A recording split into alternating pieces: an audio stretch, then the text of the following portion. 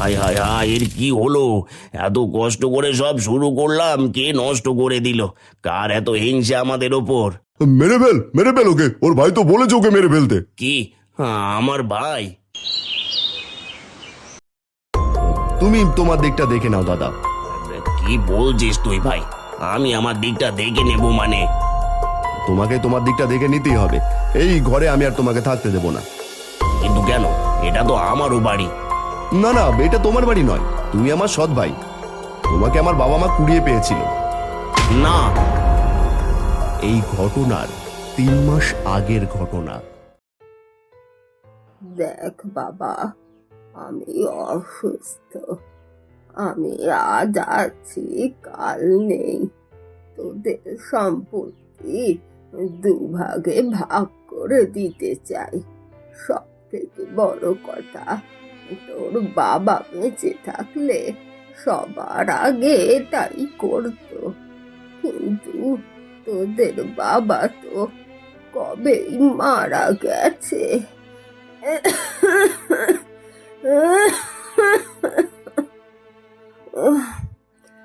তাই জন্যই বলছি, তোরা উকিল ডেকে আন। আমি আজই সম্পত্তি ভাগ করে দেব। থাক না, থাক না মা, দুই ভাই মিলেমিশে আছি তো। না, যেটা বলছি সেটা করো। ভাই, আমি জমিতে যাচ্ছি, আর তুই গিয়ে উকিল বাবুকে নিয়ে আয়, আর মায়ের কাছাকাছি থাকবি। অলোকেশ মাঠের কাজে বেরিয়ে যায়। এইদিকে রাজীব উকিল আনার জন্য বেরিয়ে যায়। কিছুক্ষণ পর রাজীব একটা উকিল নিয়ে আসে। উকিল প্রবেশ করে মায়ের ঘরে। রাজীব বাবা, তুই যা।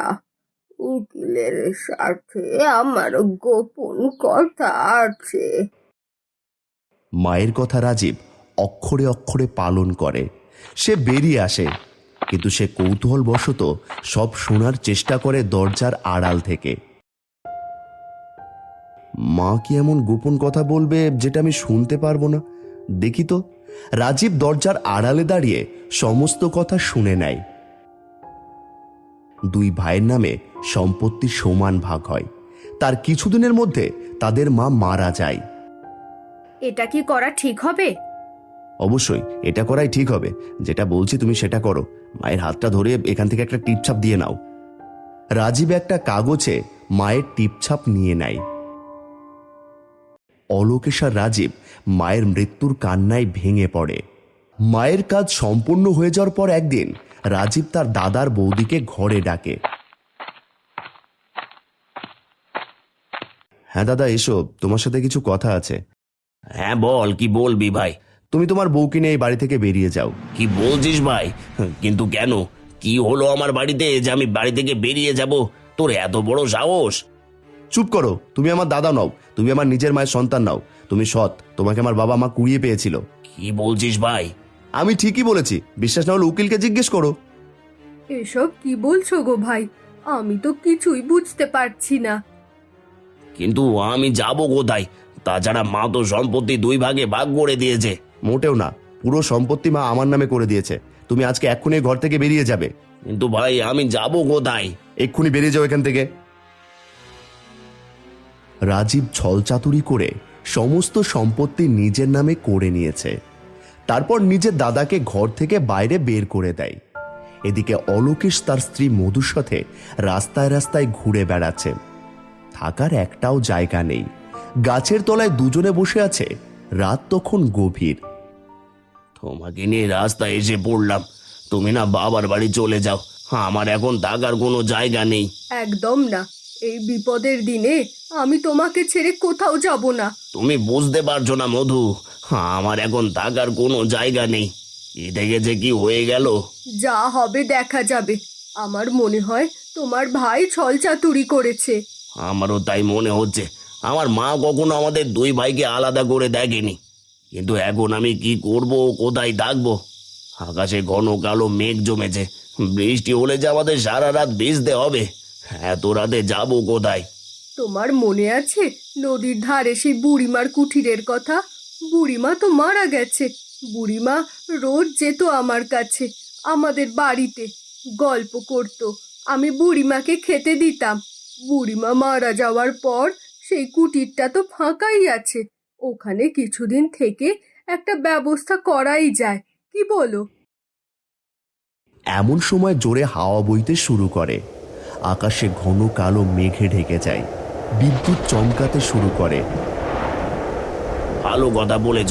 তারপর সকালে বাবা যাবে কি করব। তবে আজ রাতটা ওখানেই থাকি। দুজনেই দৌড়তে দৌড়তে বুড়িমার বাড়ির সামনে চলে আসে। মাটির ছোট্ট কুঁড়ে ঘর। দুজনে এসে কুঁড়ে ঘরে আশ্রয় নেয়।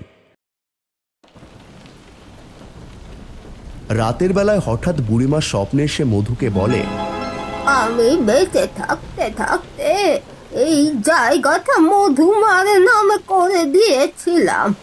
মধু আমাকে অনেক ভালোবাসতো, যত্ন করত। ও আমার সন্তান সম।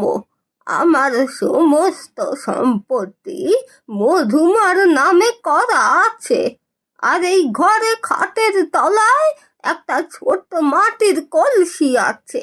তার মধ্যে সারা জীবনের গচ্ছিত কিছু টাকা পয়সা আছে। তোমাদের আমি দিয়ে যেতে পারিনি, তবে এখন তোমাদের ওটা কাজে লাগবে। এটা আমার তরফ থেকে তোমাদের জন্য উপহার। মধু পরের দিন অলোকেশকে সব কথা বলে। অলোকেশ দেখে খাটের তলায় সত্যি একটা মাটির কলসি, তার মধ্যে কিছু মোহর রাখা আছে। অলোকেশ সেই টাকা নিয়ে আস্তে আস্তে নতুনভাবে চাষবাস শুরু করে ঘরটাকে নতুন রূপ দেয়। অলোকেশ নিজের কাজেও উন্নতি করতে থাকে। এইদিকে রাজীবের মনে অশান্তি চলছে নিত্যদিন।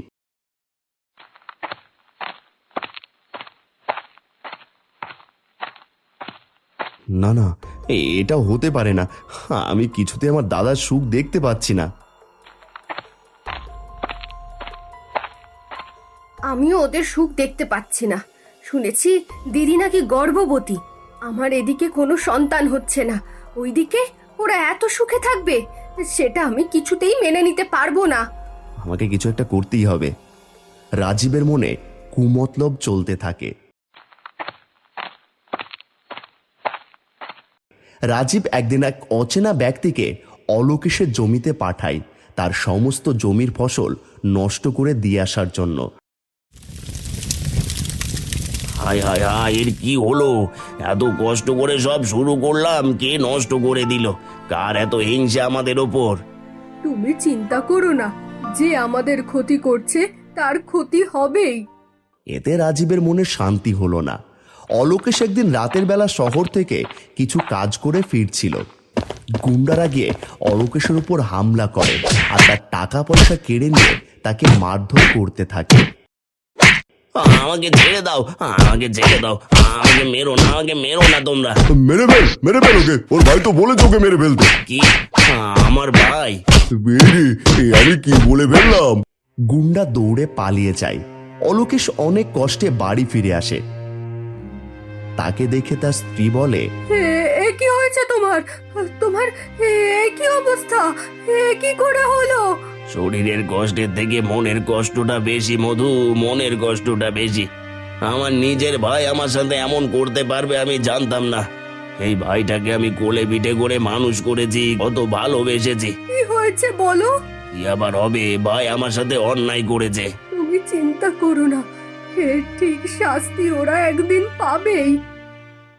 সেদিন রাত্রিবেলা হঠাৎ করে তুমুল ঝড় বৃষ্টি শুরু হয়।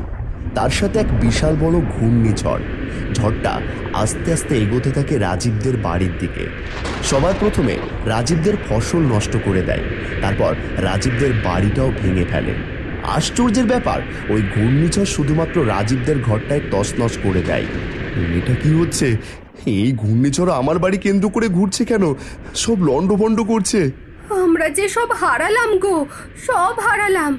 যেভাবে আমরা দিদি আর দাদাকে ঘর থেকে বার করে দিয়েছি, এখন আমরাও সেইভাবেই বাস্তুহারা হলাম।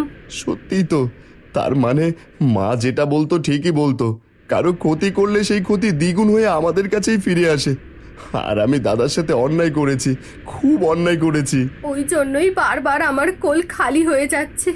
আর দেখো, দিদির কোল ভরাট। আমরা খুব বড় অন্যায় করেছি গো। ঘূর্ণিঝড় রাজীবের ধান ক্ষেত বাড়ি লণ্ডভণ্ড করে দেয়। রাজীব নিজের ভুল বুঝতে পারে। পরের দিন সকালবেলা রাজীব আর রাজীবের বউ তাদের বাড়িতে যায়। মধু দিদি, বাইরে এসো। ঘরের ভেতর থেকে বেরিয়ে আসে অলোকেশ আর মধু। আমাকে ক্ষমা করে দাও দিদি, ক্ষমা করে দাও। ছোট ভাই ভেবে ক্ষমা করে দাও দাদা। ছোটবেলায় তোমাকে যেমন মারধর করেছি, তুমি আমায় ক্ষমা করে দিয়েছো প্রতিবার। এবারও ক্ষমা করে দাও দাদা, খুব বড় ভুল হয়ে গেছে।